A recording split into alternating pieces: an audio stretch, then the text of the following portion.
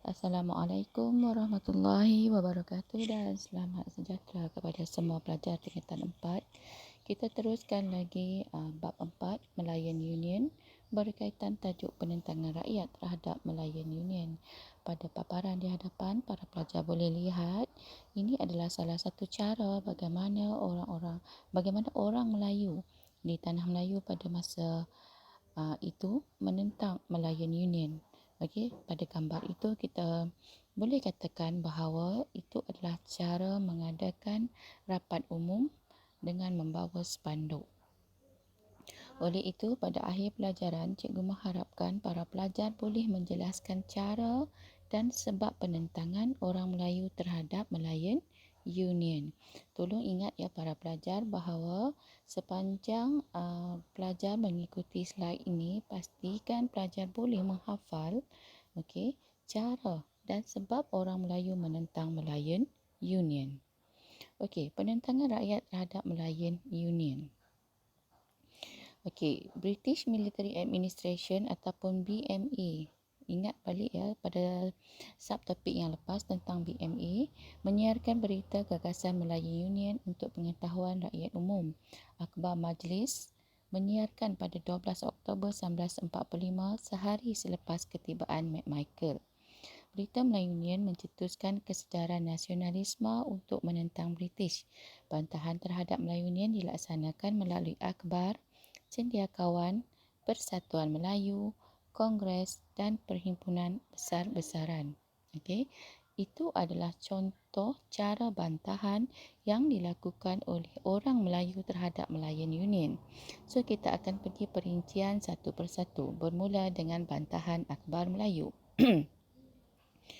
Akhbar seperti Utusan Melayu, Majlis Warta Negara telah menyuarakan bantahan yang keras, mengecam dan mengutuk Melayan Union kerana merugikan orang Melayu.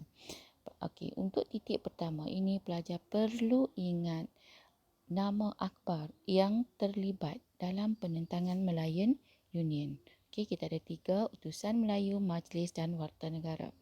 Titik yang kedua, pelajar kena ingat apa seruan yang ditulis oleh akhbar tersebut berkaitan dengan Melayan Union, iaitu menyeru orang Melayu mengadakan perhimpunan besar-besaran untuk menolak gagasan Melayan Union. Akhbar ini sentiasa melaporkan perkembangan berita penentangan orang Melayu terhadap Melayan Union.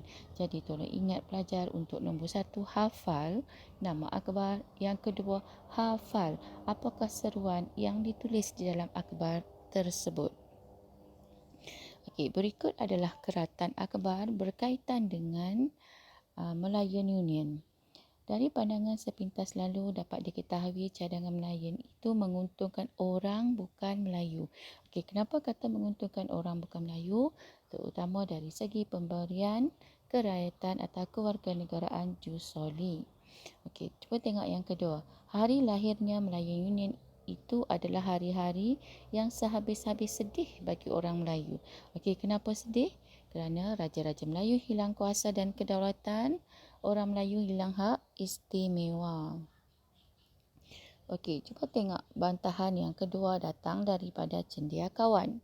Cendekiawan kita lihat yang pertama, tokoh pentadbir Melayu. Tokoh pentadbir Melayu antaranya ada banyak di situ, memadai pelajar ingat 2-3 nama, tetapi jangan tinggal nama Dato' On bin Jaafar. Dato' On Jaafar adalah peneraju utama di dalam kisah Melayu Union ini.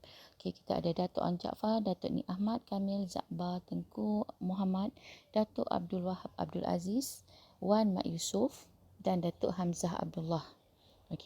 Bagi pemimpin di Johor pula, Dato' Abdul Rahman Muhammad Yassin membantah usaha British untuk terus menjajah tanah Melayu. Jadi untuk nombor 2, apa yang pelajar perlu ingat adalah nama. Nama bagi tokoh pentadbir Melayu yang menentang Melayan Union. Manakala bagi wanita pula, bahagian cendekiawan tetapi dari golongan wanita datangnya daripada Cikgu Zahra Abdullah, Halimatul Najib, Salihah Muhammad Ali, Saharah Tamin, Datin Putih Mariah Ibrahim Rashid dan Hasnah Ishaq. Jadi untuk bahagian wanita hafal nama. Kalau keluar nama-nama ni, Kalau ada soalan tanya, mereka terlibat dengan penentangan Malayan Union. Okey, di Batu Pahat, Cikgu Zahra Abdullah, ahli Pertubuhan Pergerakan Melayu Semenanjung Johor berucap membantah pelaksanaan Melayu Union. Menurutnya, jika apa sekalipun terjadi, kami kaum wanita akan turut mengembeling tenaga bersama-sama kaum lelaki bagi mendapatkan hak-hak kami. Okey, inilah kehebatan golongan wanita pada zaman dahulu yang memeranjatkan golongan British, kerana semasa British memerintah tanah Melayu sebelum kedatangan Jepun, golongan wanita tidak terlibat dalam politik, tidak terlibat dalam penentangan.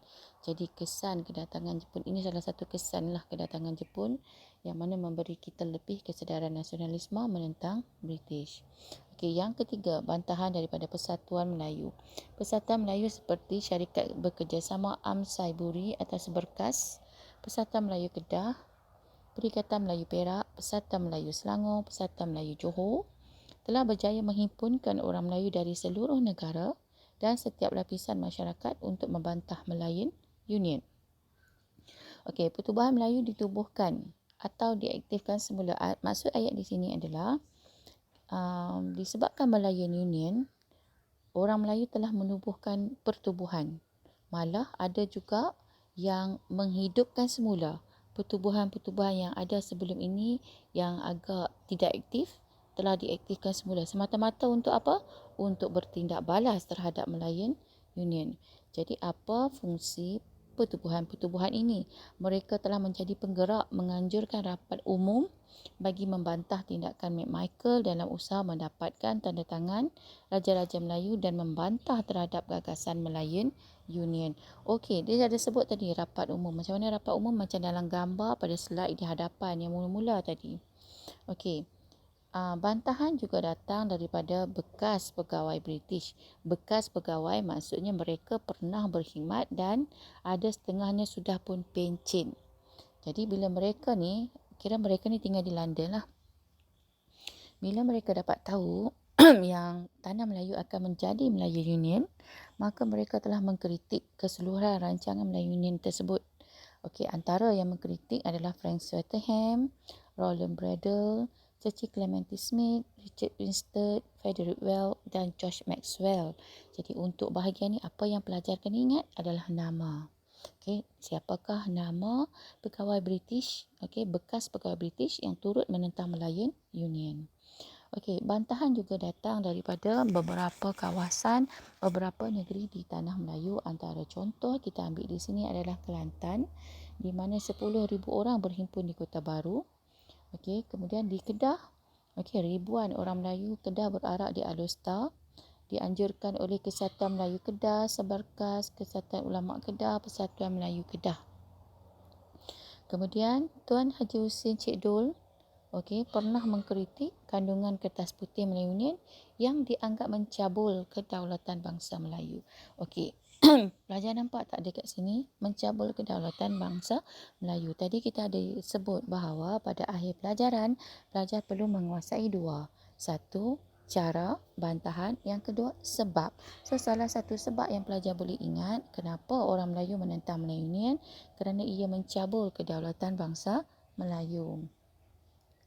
Okey, bantahan di Johor pula. Bantahan di Johor ini dianjurkan oleh Lembaga Kesatuan Melayu Johor. Okey, di mana mereka mengadakan perhimpunan yang disertai Persatuan Melayu Johor. Mereka ada juga Lembaga Kesatuan Melayu Johor. Okey. Pergerakan Melayu Semenanjung Johor di bawah pimpinan Datuk An Jaafar juga menentang Malayan Union. Hampir lebih kurang 20,000 orang Melayu berhimpun di Batu Pahat. Okey, seterusnya, cara bantahan orang Melayu terhadap Melayu Union adalah dengan mengadakan Kongres Melayu. Okey, penentangan gagasan Melayu Union ini dianjurkan oleh pemimpin Persatuan Melayu dan penglibatan Raja-Raja Melayu di negeri masing-masing.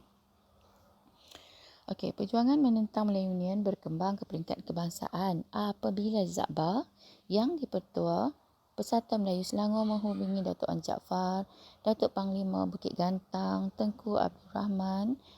Okey, kenapa dia kontak tiga orang ni? Untuk menzahirkan sebuah badan induk. Maksudnya dia kata, semua persatuan yang ada di Semenanjung, kita jadikan satu badan induk, maksudnya satu pertubuhan besar, okey, untuk menjadi pemangkin Malayan Union. Maksudnya badan itu akan menganjurkan, okey, bentuk-bentuk bantahan terhadap Malayan Union. Pemimpin dan cendekiawan pada peringkat negeri bersetuju menganjurkan Kongres Melayu, dan akhirnya di bangunan Kelab Sultan Sulaiman, Kuala Lumpur, kongres ini telah berlangsung selama 1 Mac hingga 4 Mac, yang mana 41 buah pertubuhan Melayu menghantar wakil masing-masing untuk menghadiri kongres ini, dan akhirnya mereka bersetuju untuk menubuhkan UMNO, iaitu UMNO ditubuhkan untuk menentang Malayan Union. Kongres Melayu turut diadakan di Johor Bahru pada 11 Mei 1946. Pada waktu inilah UMNO ditubuhkan di Istana Johor pada 11 Mei. Jadi pelajar kena ingat UMNO lahir di Istana Johor bertarikh 11 Mei 1946. Jadi UMNO pada masa itu berfungsi untuk memajukan orang Melayu dan menjadi penggerak memupuk perpaduan orang Melayu di seluruh tanah Melayu. Okey, hari lahirnya Melayu Union dianggap hari kematian oleh orang Melayu. Jadi, peristiwa itu menyebabkan mereka berhimpun memakai lilitan kain putih disongkok sebagai tanda bergabung. Okey, seperti dalam gambar ini daripada filem, tak silap saya filem Putra atau filem apa. Okey, pelajar boleh cari nanti. Okey, nampak tak songkok yang mereka pakai tu? Jadi mereka lilitkan dengan kain putih dan itu adalah sebagai tanda berkabung. Okey, seterusnya UMNO menganjurkan bantahan secara besar-besaran. Satu tunjuk perasaan secara besar-besaran diadakan semasa ahli Parlimen British iaitu L. Ligaments dan David Rhys-Williams datang ke Tanah Melayu, dihantar oleh pihak British ke Tanah Melayu untuk melihat betul ke orang Melayu ni menentang Malayan Union. Jadi dua orang ahli parlimen ni pun datang. Jadi sepanjang bila dapat tahu kata mereka datang, UMNO telah menganjurkan tunjuk perasaan secara besar-besaran yang diadakan di Alustar, di Pulau Pinang, Ipoh Perak, Kampung Baru Kuala Lumpur, Seremban, Negeri Sembilan dan Kelang Selangor. Okey, jadi hasil daripada lawatan Rhys-Williams dan Gamons, mereka telah membuat satu laporan daripada tinjauan mereka ke Tanah Melayu bahawa Sultan yang menandatangani perjanjian Melayu Union tidak menyedari akibat daripada perjanjian tersebut, dan mereka juga telah menyokong sepenuhnya cadangan Raja Melayu agar ditubuhkan Persekutuan Tanah Melayu. Jadi bantahan penduduk tempatan telah membuka mata kerajaan British tentang keburukan Malayan Union. Jadi inilah saja tajuk kita pada hari ini berkaitan dengan cara bantahan orang Melayu terhadap Malayan Union. Ada 6. Mohon pelajar hafal kerana pada akhir pelajaran cikgu mengharapkan para pelajar boleh menerangkan balik cara dan sebab penentangan orang Melayu terhadap Malayan Union. Sekian, terima kasih.